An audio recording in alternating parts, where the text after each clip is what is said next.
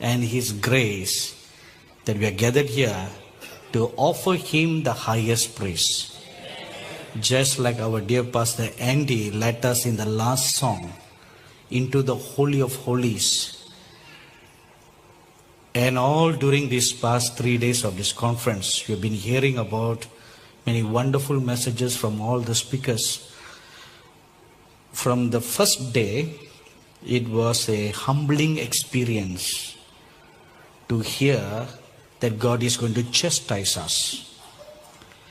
And after humbling ourselves, then the second day and the third day, now the Lord comes and holds you by your cheek and say, don't worry, everything's all right. Right? And on today, from the morning, now He's holding your hand, say, let's go the next lap. Amen. So that's what you've been hearing from this morning. Holding your hand and said, okay, you have done all the repenting, all the praying. Now let's go the next lap without turning backwards. You know, that's what the Apostle Paul said in his epistle, said, putting forth my hand to the things that are before me and forgetting the things that are behind me. And I take hold of and run the race that is set before me. We can never undo the past, right? We all wish we have a time machine. Do you? Sometimes I do. I sit down and imagine, if I have a time machine, I want to go back to this period in history of my life and just undo some things. Don't you wish that? We all do that. But unfortunately, a time machine doesn't exist.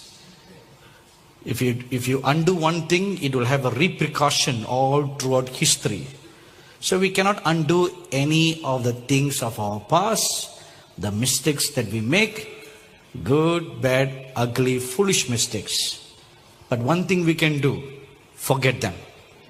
Forget them and go on forward, not repeating the same mistakes again. Amen. So our dear Pastor Jose has already told you about all the books that are available at the book table. And we don't want you to buy books just because we don't want to carry the books back. I was thinking earlier when he said this word, if I am a believer, I just thought to myself, why should I buy those books just because they should go empty-handed? You should get them because they are edifying to your spiritual life. It helps you, it propels you to the next level. In all the things that this wonderful men of God, Brother Neville Johnson and Dr. Bruce Allen have shared with us, they have come to this place not overnight. They have spent years, been molded, been trained by the Lord to reach where they are today.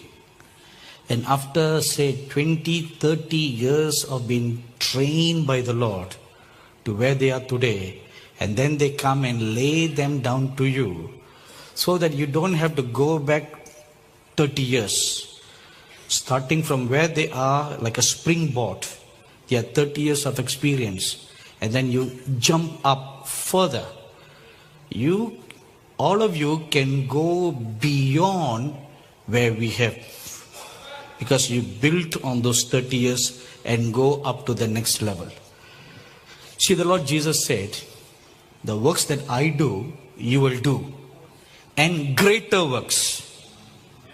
See, you will do the same works as I do, plus you will do greater works because you are building up on the Lord Jesus. So you can go beyond where we have. Dr. Bruce Allen has a wonderful book called Gazing into Glory.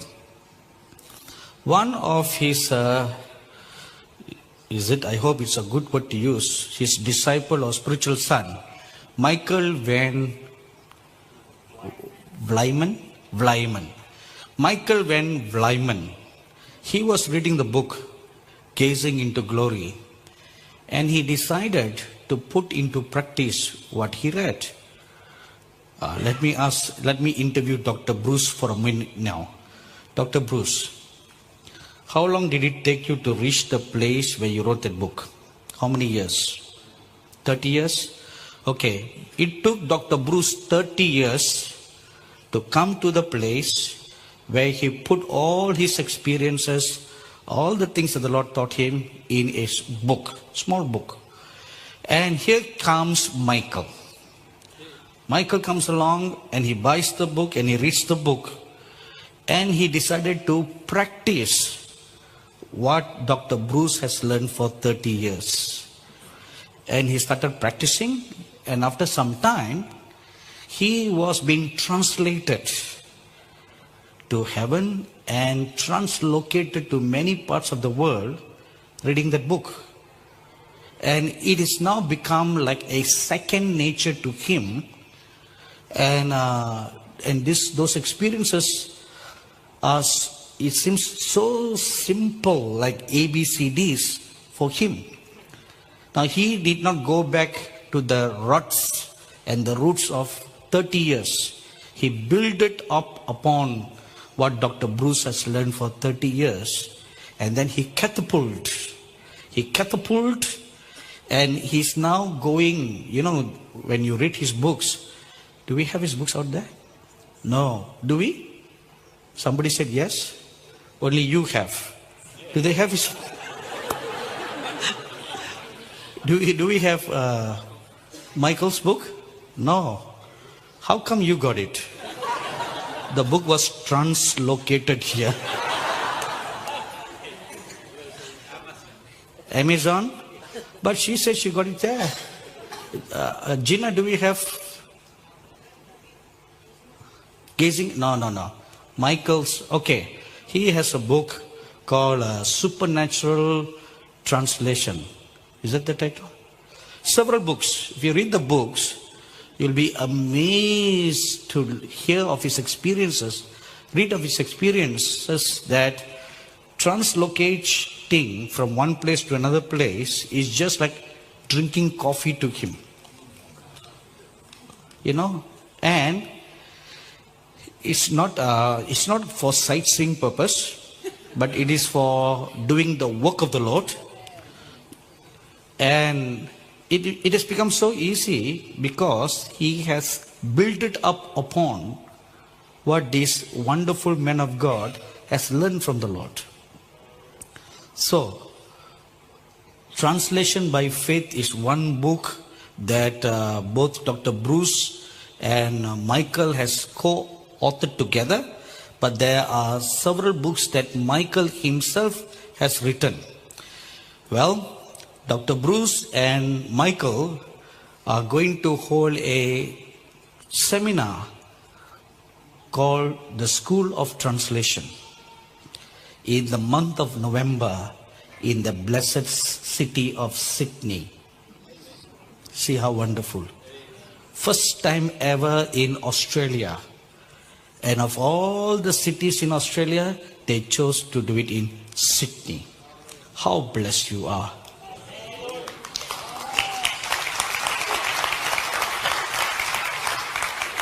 All people in Sydney should be doubly glad, isn't it? See, the seeds are going to be sown in Sydney, and then it will germinate in other cities of Australia. So this is going to be a week-long seminar where they are going to teach upon being translated in the spirit, in the soul, and in the body. It's all absolutely possible. In the last days, the body of Christ are going to do great exploits that eyes have not seen, ears have not heard, neither has it entered into the mind what great and awesome things God is going to do in the last days church. So, I encourage all of you to attend the school, and your life will never be the same again.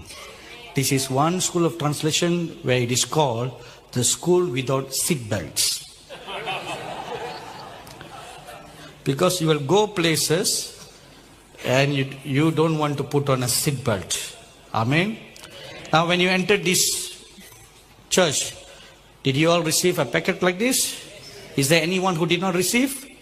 Please put up your hands and the ushers will go and give you one of this. This brochure, I don't want to take too much of time to talk about this since we are running out of time.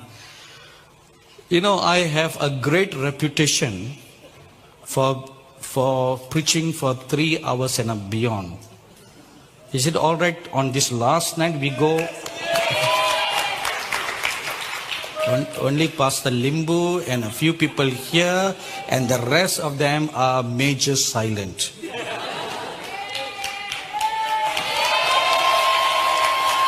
Thank you. I asked Pastor Jose that question. He said no. Said no, you cannot have all the night. You should finish by 9:30. So since we have to finish by 9:30, you know, that's the problem if you hire somebody else facility. So let's all pray that the group of 7 will be able to buy their own property and we'll have our own convention center. Amen. That will seat 5,000. Amen. And with classroom facilities so that when you have the School of Translation, we don't have to go anywhere. We're all under one roof. Of course, in Sydney. So, this is a brochure about... please put up your hands if you're not received yet. The ushers want to know who you are. This is a brochure about our ministry. And we don't have much time to talk about this. But everything is so self-explanatory in the brochure here. Let's all stand up for a word of prayer.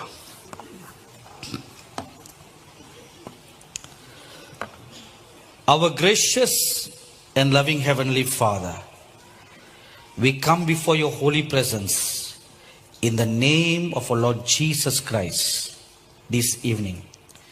Thank you, Holy Father, for gathering all your dear children from far and near for this conference. And we thank you for blessing them these past 3 days. Now we come before your holy presence in the name of our Lord Jesus. On this last day, on this last session, we thank you for receiving our sacrifice of praise and worship. Now we ask you, Spirit of the living God, that you will speak to us. Make yourselves very real to us. Open our hearts, Spirit of the living God. Open our ears, Spirit of the living God. Give us an understanding heart and a listening ear, that we may hear what the Holy Spirit is speaking to the churches in these last days. In the name of our dear Lord Jesus we pray. Amen. Please be seated. You know, in any convention or conference or seminar that you go, the things of God or the anointings of God, they're built up from one session to another session, from one day to another day. So, at every session, you have received wonderful blessings from God, and you have received a touch from God, and you have heard God speaking to you one way or another. Am I right, everybody? Yes. Now we have come to this last day. And always on the last day, God puts all things together and gives us in a super abundance. If you read in the Gospels, when the Lord Jesus Christ preached the Sermon on the Mount for 3 continuous days, more than 20,000 people were gathered unto him. And it seems they were all fasting, or maybe a little eating. And on the last day, the Bible says, the Lord did not want them to go home fasting. So he gave them food to eat. Not only he gave them food to eat, but the scripture says, He laid his hands on every one of them, 20,000 of them, and blessed them and sent them one by one. This he did on the last day. So on this last day, he is going to do exactly the same thing. He is going to stretch out his hands and bless you all.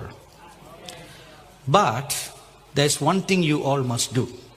This is something you have been hearing from our speakers these past 2.5 days.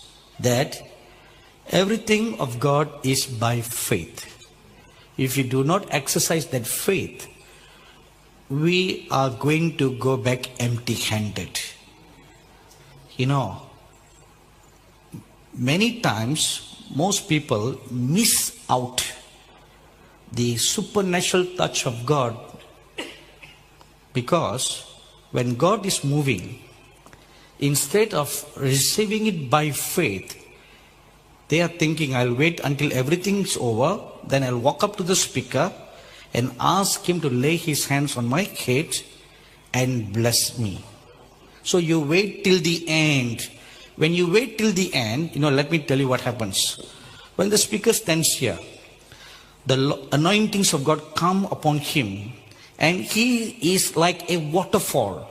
The anointing is flowing through him, or a 100,000 volt of electricity is flowing through him.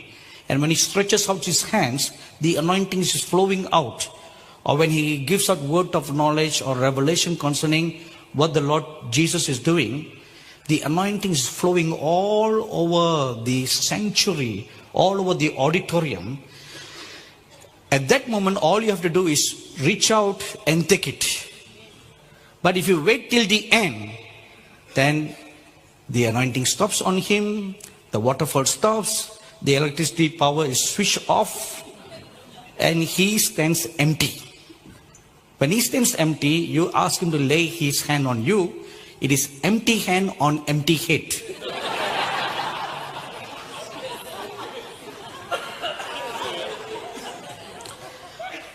Empty hand, empty head, what do you get? Humpty Dumpty.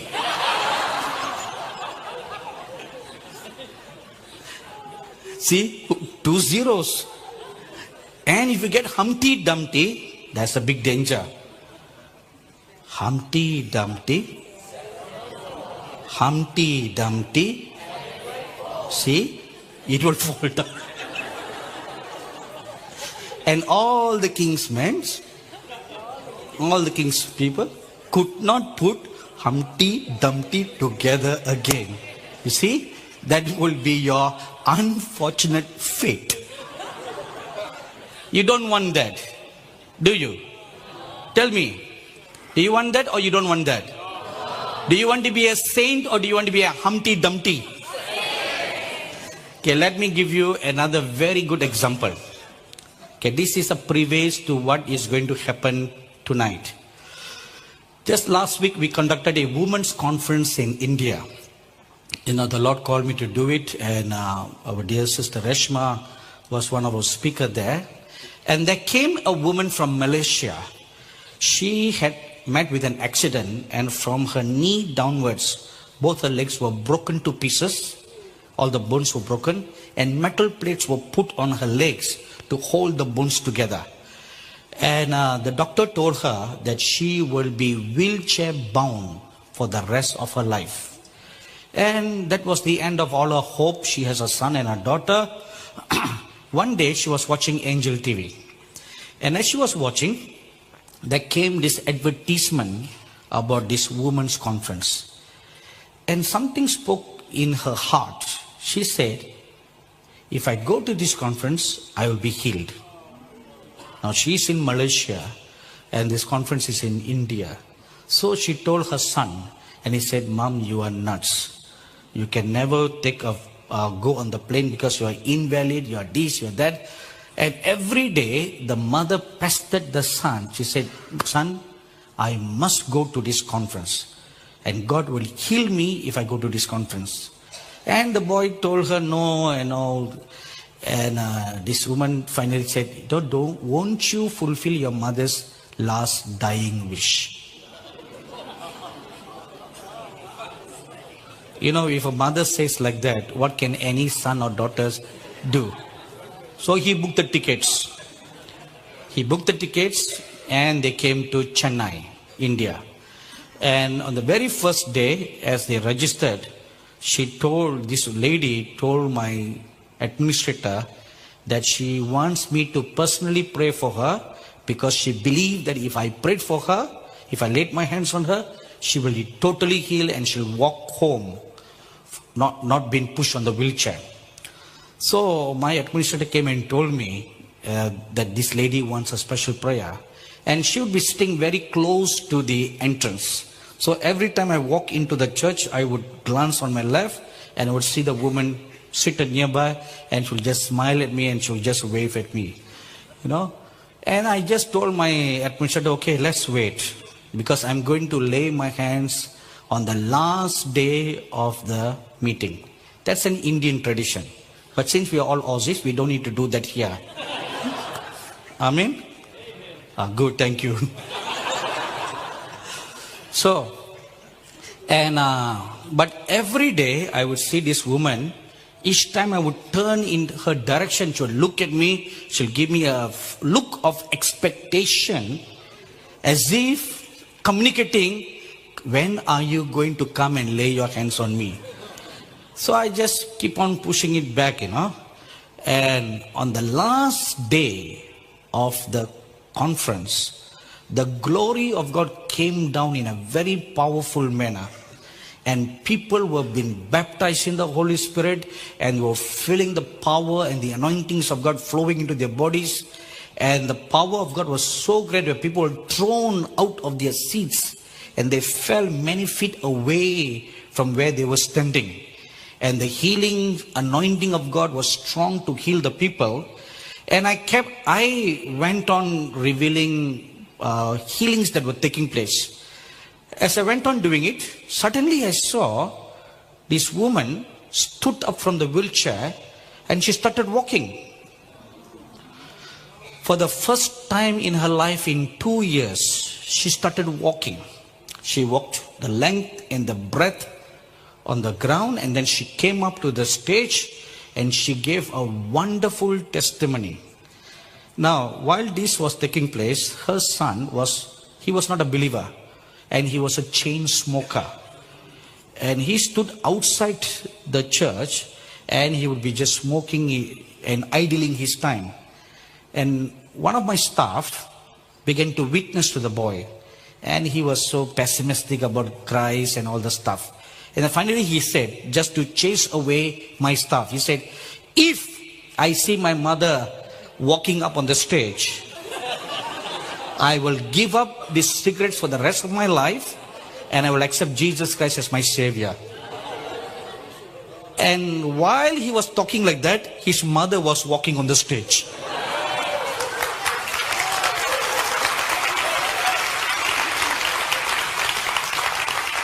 And that boy wept and wept and wept non-stop.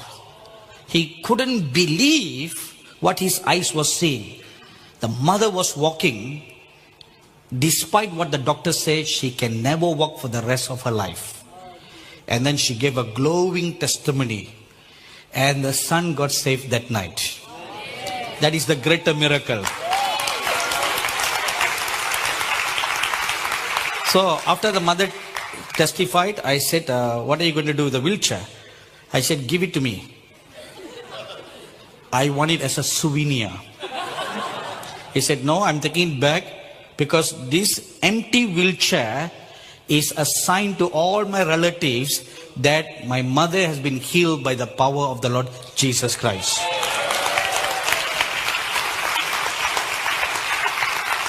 Okay, the point is this. The point is, the woman expected me to lay my hands on her, but I delayed it.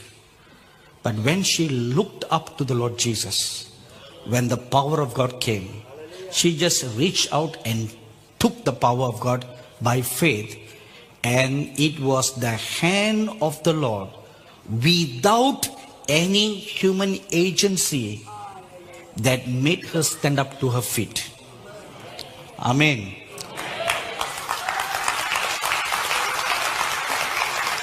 So now, through that miracle, the Lord God truly got all the glory. Because no human agency was involved to claim, I prayed and she was healed. Right?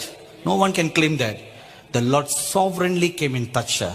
So in the same manner, tonight is going to be your night of miracles.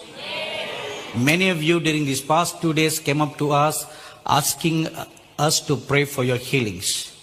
Tonight is going to be your night of miracles. While the worship was going on, I prayed very sincerely for you all, asking the Lord or telling the Lord, there are many people who are sick tonight, who have some kind of bodily infirmities, deformities. Please heal them, Lord. As I was praying there, I saw an angel of God come and lay on this stage body parts of the human organs. They all have been laid out on the stage. Not only body parts, but also other gifts. Spiritual gifts for you, for your churches. They've all been laid out on the stage. So now it is yours for the taking.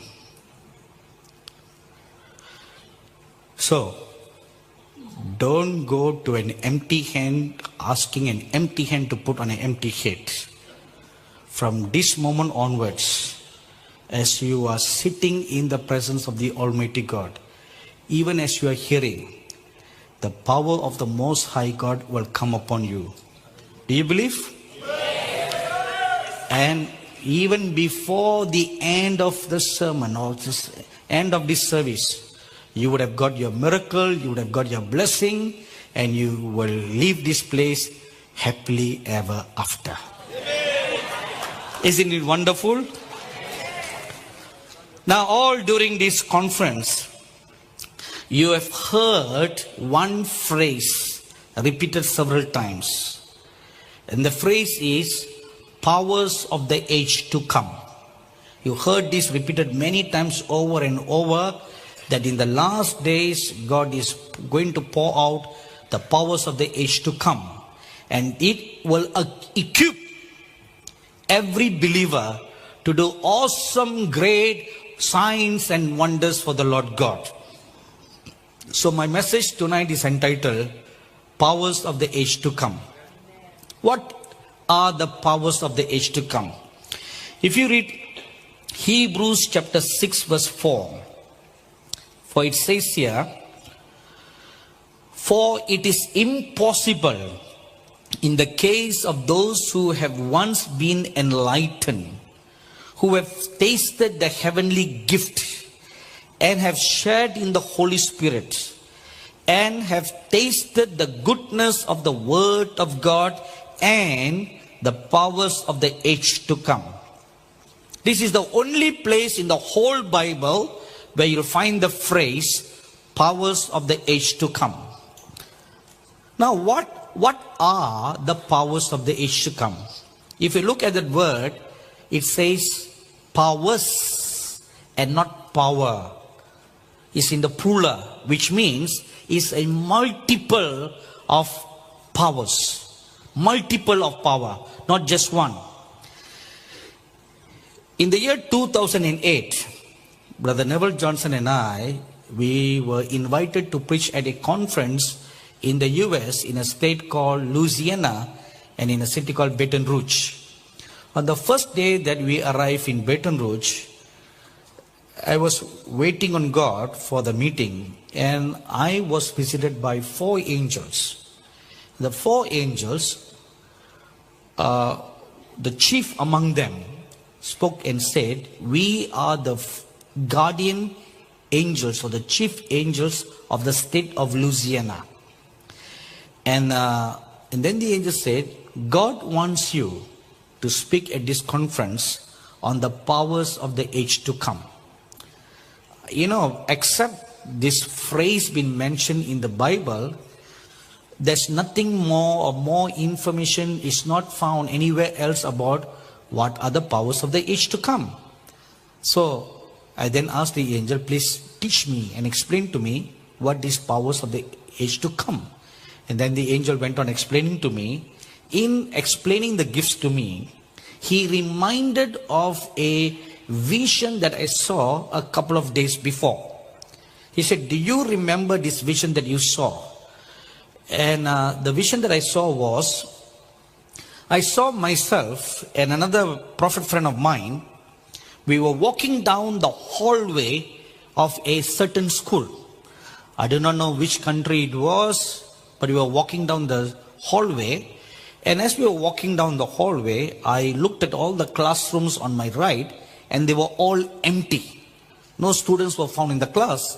And I wondered what in the world happened to this school where all the students were. And we passed by several classrooms, all were empty. Then we came to one classroom, and there were 3 teachers, 2 male and a female. And the male who stood in the center was taller than the other person. And they were talking about something, and maybe about studies or school plans. And I noticed that the man in the center, his right hand was twisted and bent. And I understood that because of polio attack, his hand was twisted and bent very, very terribly. And we just stood there at the entrance of the classroom and just looked at him. And after some time, this teacher turned and looked at me. When he did, his hand was instantly healed. I did not pray for him. I did not touch him. I did not say, be healed. What happened was, he turned and looked at me, and that look healed him. And I was so excited, and I told this prophet friend, look, he was healed. So this friend said, come, let's go to the soccer field, because that's where all the students are gathered. We need to preach the gospel to them. And when we went to the soccer field, these teachers also came along with us. And when the student body saw the teacher with who had a withered hand, his hand is now straight, and he was moving his hands, arms in a very wonderful manner. They were all shocked and to know what had happened to his arm. The teacher then testified to the whole student body what happened to them. And everybody was awed and surprised and wondered. And then I preached the gospel to the whole student body. And every one of them accepted the Lord Jesus Christ as their personal Savior. One miracle. No, this is just a vision. Just a vision. It didn't happen in the natural yet. But this is going to happen through you. Amen. That is why I'm sharing with you this thing. So this angel reminded me of that vision, and he said, that is the powers of the age to come. And it's so different from the others, because in the past, you lay your hands on the sick and the sick get healed, or you pray for hours, you fast and you pray for hours, for days, they get healed or they don't get healed. But when this anointing of the powers of the age to come is poured out upon the body of Christ, specifically upon the remnant group, not all, upon the remnant, then they will do awesome exploits for God like history has never seen before. There you will find no precedence in the Bible for the great and awesome things God is going to do in these last days. You will never find any precedence. All the miracles that you read in the Bible, they will pale in comparison to what God is going to do through you in these last days.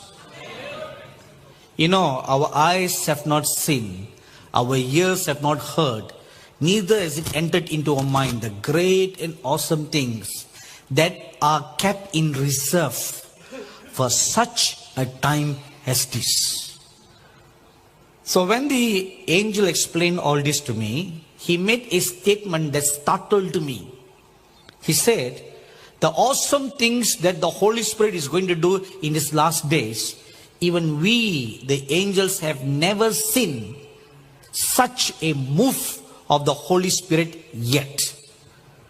Now that really shook me, because angels have been living for eons of time. And they saw every great thing that God has done. They saw the creation, they saw this, they saw all the things. And they saw God speaking the worlds into existence. And this, he says, whatever we have seen God do is nothing compared to what is God going to do in the last days.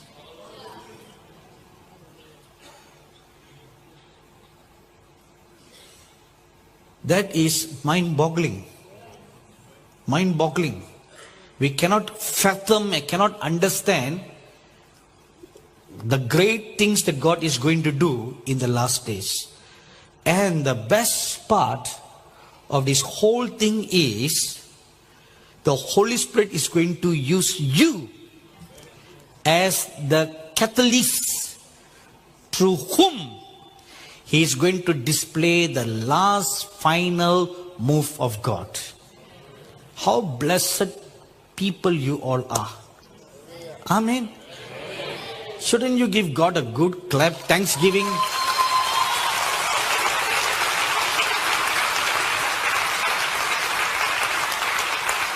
You know, our dear brother Neville always says this sentence. He never fails to make mention of this sentence everywhere.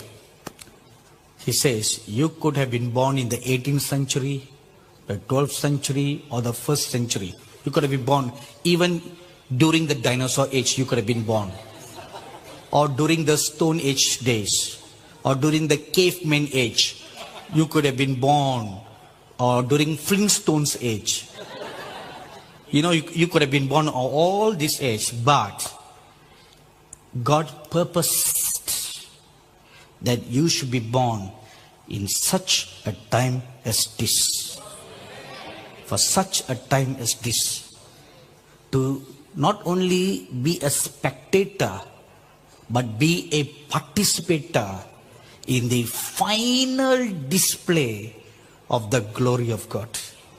How privileged. How blessed. That's why membership has its privileges.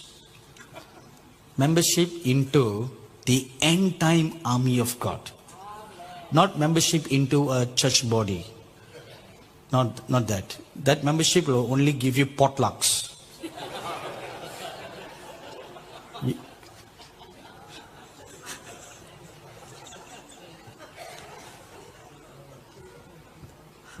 You all never have potlucks in your church? Yes or no? Then why do you give me the look as if you all are so holy saints who never have potlucks? You just fast and pray all the time.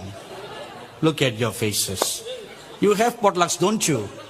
Right. We don't want that kind of membership. Do you? You should become a member of God's end time army. The remnant church. Who will experience all the glories of God for one final display. You know, the days of apostles are not the last days, but the beginning of the end. We are on the tail end of the end times. And the Bible says in Haggai chapter 2 verse 9, the latter glory of this house shall be greater than the former, says the Lord of hosts. And in this place I will give peace, declares the Lord of hosts. Now if you look at this scripture very carefully, two words are mentioned there. There are two time shifts in God's house. The first is called the former house.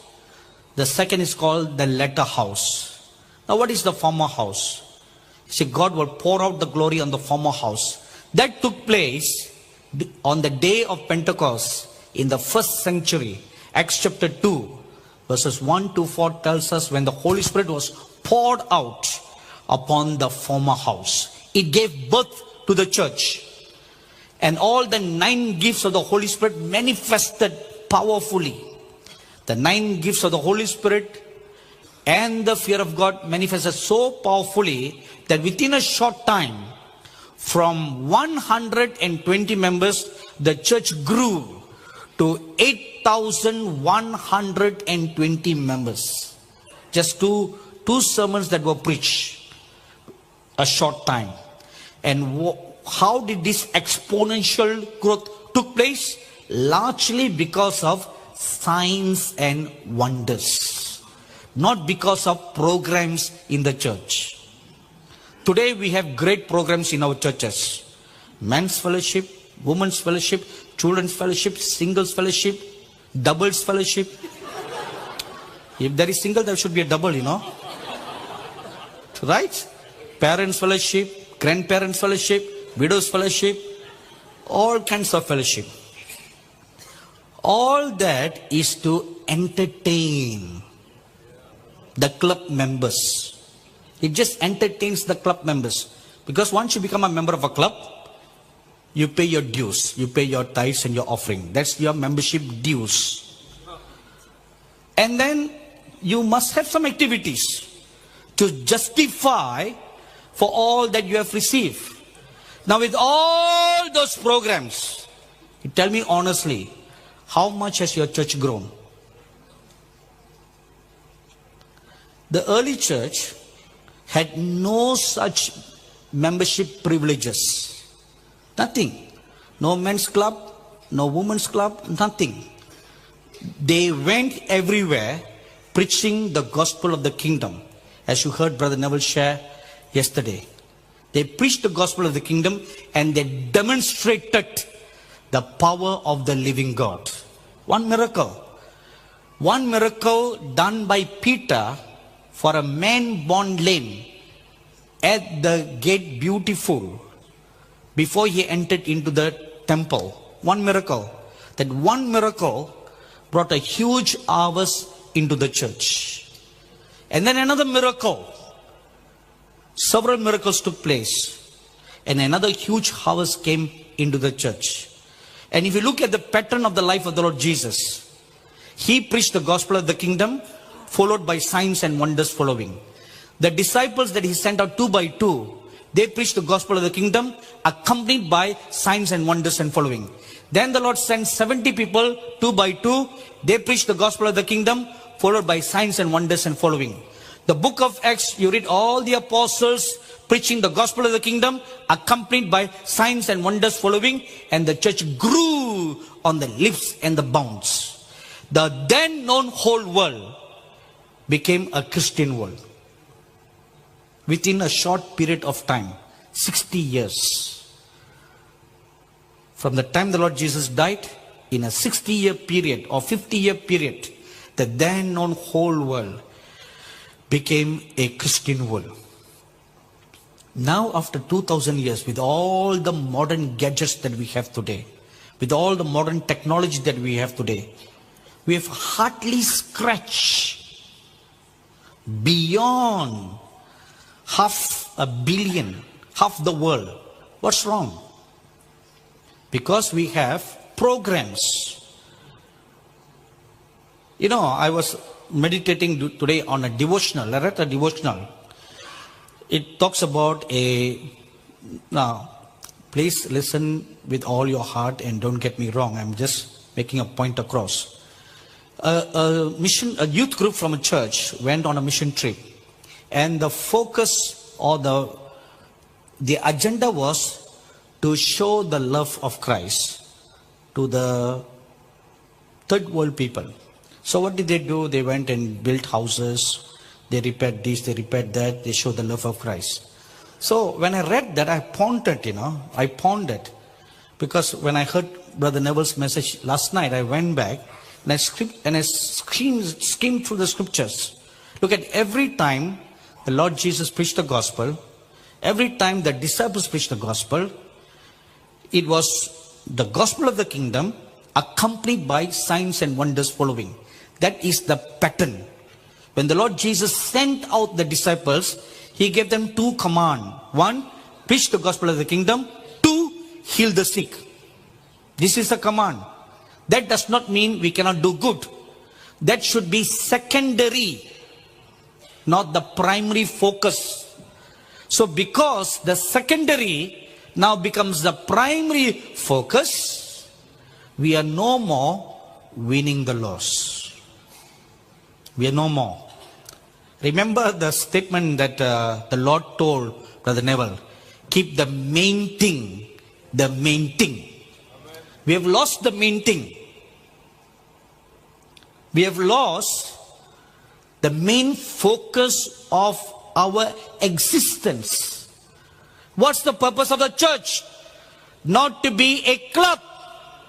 Ephesians chapter 4 verses 11 to 13 says, God gave an apostle, the prophet, the evangelist, the pastor and teacher to equip the church so that they will all become ministers of God, to do the work of an evangelist, not to warm the pews, not to find your life partner in the church, not to create problem in the church, divide the church, and then you start another church. See, the real purpose of a church is to equip the church so that you become a proof producer, a power demonstrator. That's the purpose. And what are we doing from the day that you get saved till now? How many souls have you brought into the kingdom of God? Maybe you may say to me, I'm hardly surviving myself. Every day I'm dying, I'm resurrecting myself. I am backsliding and then I'm getting revived. I'm backsliding and I'm getting revived. All my life, I only have enough time to save myself.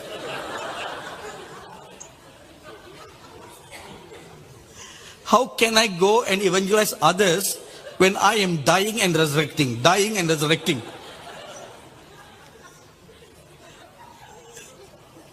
This cannot go on forever.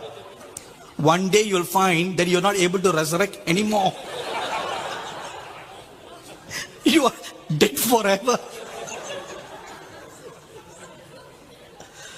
My dearly beloved brothers and sisters, please remember this phrase or this sentence that the Lord spoke through Brother Neville.